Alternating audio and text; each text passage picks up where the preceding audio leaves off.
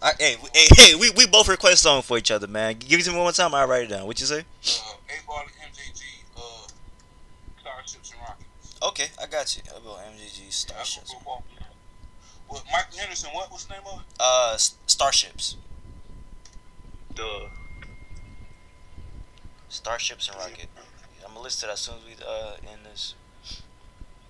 You found it? Yeah, I found it. I'm gonna put it on pause. Okay, okay. Um, but let's see what else we got to talk about. Okay, recently, you found some success with the song That Way. I didn't even know you produced that until like a couple days ago. My friend had told me. I was like, oh, he produced that. That's hard. That way? Yeah, That Way. Were you like, how did you? Would you like expect not to blow up, or how did it even come about? Actually, that's a Young Dolph beat. That Way came from the song. What song is that? Rich Crack Baby by Young Dolph. So I guess you know what I'm saying. It was a freestyle to that beat, or they had a song to that beat already. Because um, both I rock with all artists, Migos, and I rock with Dolph. So okay, that kind of came out, and actually this is my first time hearing that. That's a big song, like for real. See, I didn't know that.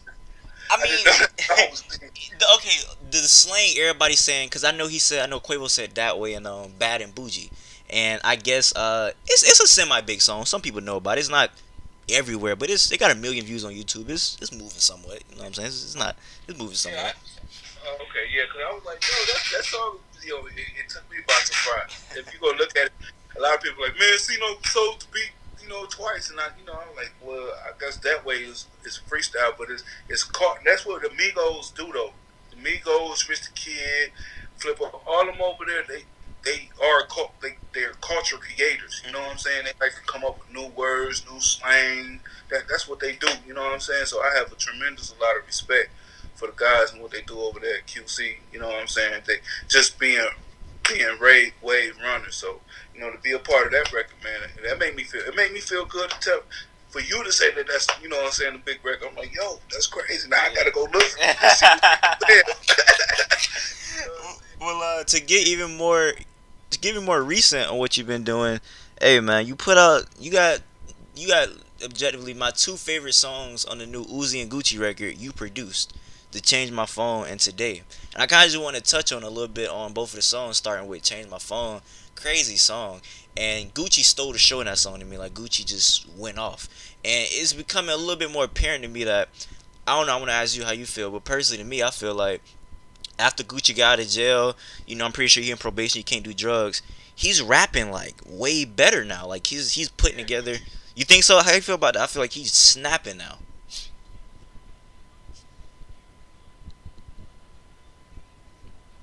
When he's off the drugs. Can you hear me?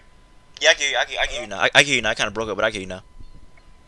No, Gucci definitely rap better when he's off drugs. Like, to me, what I'm saying, I'm loving the new Gucci, man. It's a big inspiration, to see where he come from and where he going. I see nothing but big things for Big Bro. Like when he used to rap off drugs, you know, working on the song, and he'll be slurring some shit, and I can't really understand what he's saying. I'm like, yo, bro, can you do that over, like, please? I don't know what you're saying. He'll be like, see, I don't take opinions from nobody, and I'll be like, it's my opinion, bro. And then he'll look at me and be like, and he'll change it. Like, you know what I'm saying? Like, it's, you know, that's one of the things about being a producer that I love. Like, you get to grow with the artist. You get to see the artist grow, even from, like, how they feel. He could have been through anything that day. Ain't want to hear nobody tell him nothing about no song that he making, but you know what I'm saying, he was big enough and wanted to get better enough that, hey man, if he got an opinion and I see him working like I work, then I'm respected, and it's all about the respect from your peers and actually coming up with something to make something, greater. So I love that Gucci is off the drugs. Like, even if you look at it, when he come back, he did a song with Chief Keef. He got locked up for something. What was it? I think from hitting dude over the head with a bottle. Yeah. And when he came out, he wasn't on drugs. So if you go listen to that song named Darker, he's rapping on that. Like, he's dope. Like, Gucci is one of, like, Gucci and 2 Chainz is like my favorite artists. Is dope bullshit. Like I love them niggas. Like they hard to me. You know what I'm saying? Niggas is raw. Niggas is raw. The next song on there that you produced was Today, and now that you talking about like telling a story, your emotion throughout the music or whatnot, it's something that I realized you've done in a couple songs that you produced, and you did it here. You will make the beat, but you'll utilize a pause in the beat, like how can I say this? Like in the part where Uzi, I don't know if this was engineering or was this you. You tell me.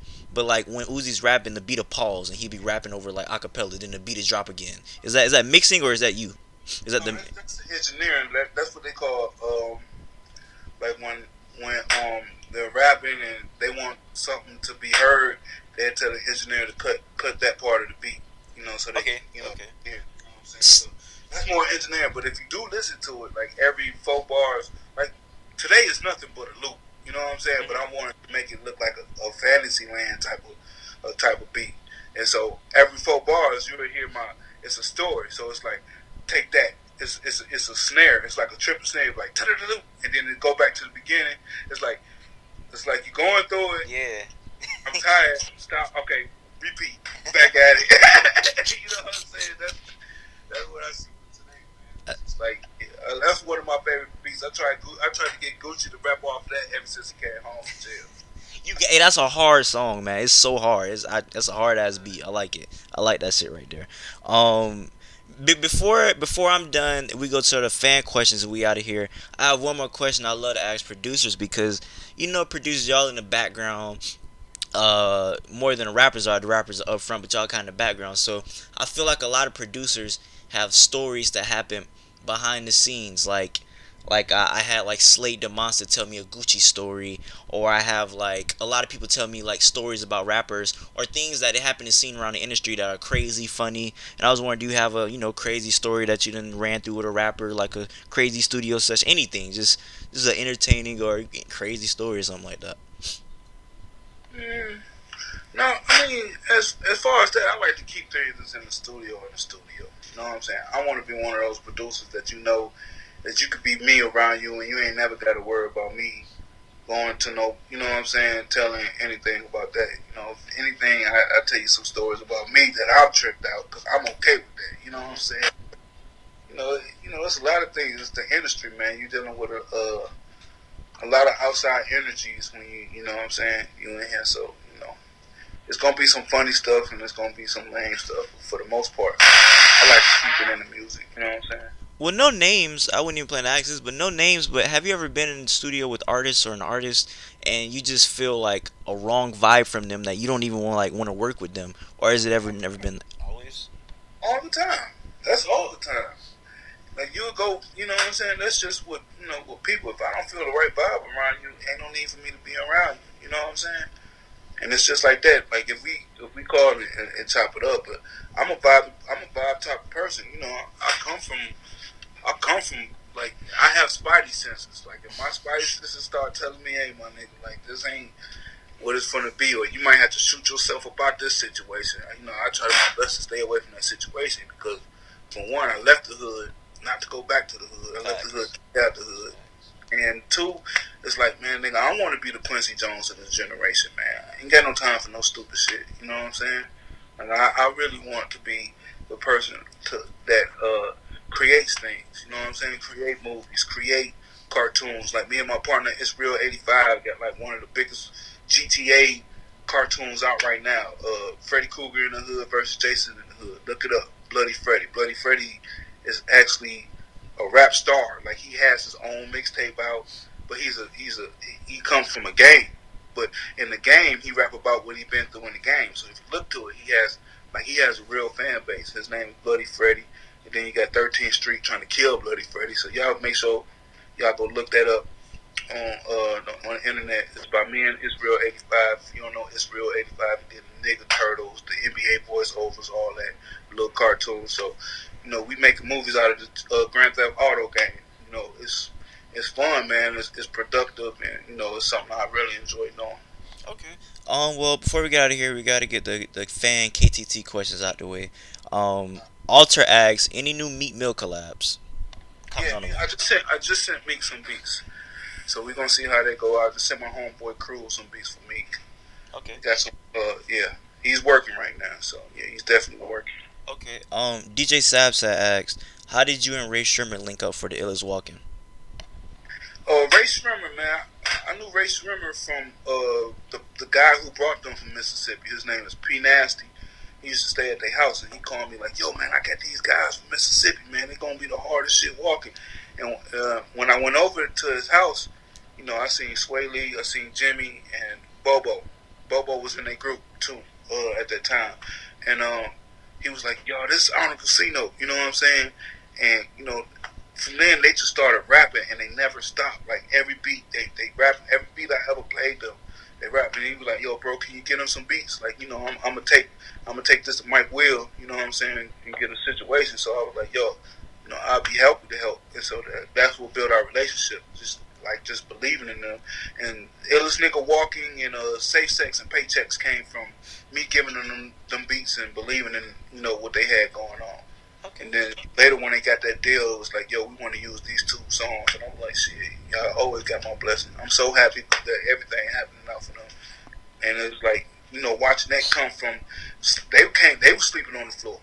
Dead serious. When they came, they were sleeping on the floor, and they put their work in, and now they at where they at. So I'm happy to see that. I'm Okay. like my real brothers. Okay. OG Thugger Johnson asks, how did you link up with Rocky and Mike Dean for M's?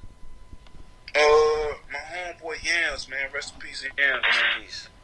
And my homeboy Dash had gave Yams some beats, and Yams was like, "Yo, Rocky got this song to one of your beats, fam. I think we want to use it." So when I went up to New York, I went over to Rocky house, and Yams was there, Rocky was there, and he played me hymns. I'm like, "Yo, this shit is crazy." And so by the time we was ready to mix, we went over. Mike Dean was mixing the whole album, and when it's time for M's to mix M's, I flew up to New York, and I had Mike throw some guitars on it, and what I'm saying, that's how that happened, man. Mike Dean is a legend, man. It was like a surreal moment for me, to be in there with Mike Dean, and he playing like I like, "Yo, man, you should play it like this," and he'll just off top play it, man. Mike Dean is one of the musicians that you want in the room, one of those producers that you want to work with, like for real. Yeah. Rest in peace, ASAP Yams, man. It was going way too soon. I didn't even know you knew him. I didn't know you had a relationship with him. Yeah. I got I had screenshotted him, DM me like, "Yo, pull up to New York, we out." So yeah, I think being from like where I'm from, you don't tell everybody what you're doing. You don't show your whole hand. And I think I brought that over to the industry. So a lot of things that people do, quick to jump in pictures with people or take pictures and like, "Look what I'm doing." I wasn't up on that. You know what I'm saying? I wasn't really feeling it at the time. To this year, I'm just now getting, like, I'm just now starting to do that. Like, okay, I got to start taking pictures with people. But I've been around this shit for years. That's why you'll be like, "Yo, you'll think I'm a new producer." But no, I was just, I like to be inducted off. In the background. In the background. Yeah, in the back. Okay, a couple more questions from them. Nips asks, who moaned your tag? Oh, my homegirl Treese, man. Shout out to Treese. That's my dog. Shout out Trees. Rayman asks, any full length projects coming with Gucci or any other rappers? And we're gonna keep that under the truck, man. I've been working though. Me and Tracy T been working heavy. Me and this cat from Chicago, Ty Money, been working. Okay. Me and Two Chains got a lot of shit. Okay. Me and Gucci got a lot of shit. And Migos, and just the same people. But I've been usually like the end of 16. Oh yeah, me and Ferg got a lot of more shit too. Me and Ferg got some fire. And Rocky. And Cardi. Like, I've been working with everybody. Like, it don't stop. You know what I'm saying? But the thing about the end of 16 is, like, sometimes I get bored with myself, and I won't send nobody no beats or nothing because I'm not satisfied. Like, I can have some fire beats and won't send them off because I'm not satisfied with the current moment producing I'm doing. So I get sidetracked from sending beats off and have to find, you know what I'm saying, something that's, like, crazy. Like, I got this mixtape called 2020. And it's like all new level type beats, but it's like mosh pit music. Like, when people hear this shit, they gonna lose their mind. I got Fred Durst on there. Like, I'm trying to combine like the worlds of like it's not rock. It's trap, but it's like it's heavy. It's a new sound, man. Like, it's never been heard before.